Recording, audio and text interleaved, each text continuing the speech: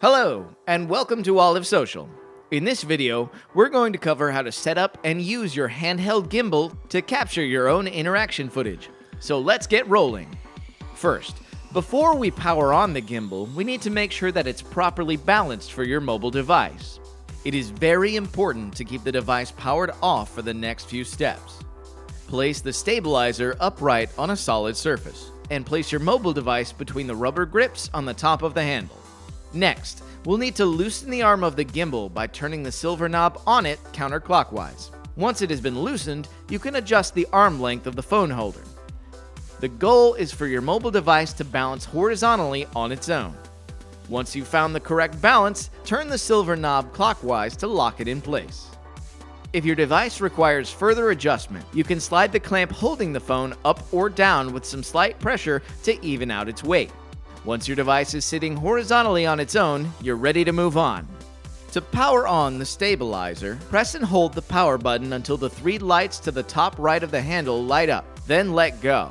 After a moment, the gimbal will completely stabilize and you'll be ready to start shooting.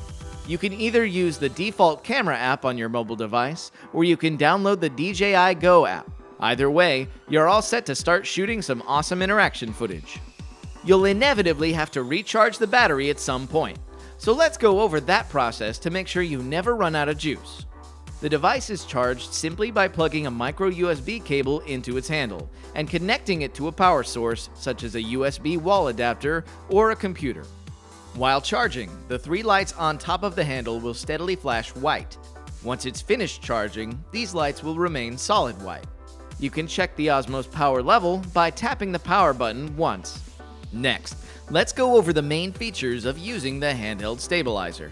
By moving the black analog stick on the left, you can manually adjust the tilt and pan of the camera. This can help give you better control of your shots. To the left of the handle, you'll see a zoom slider.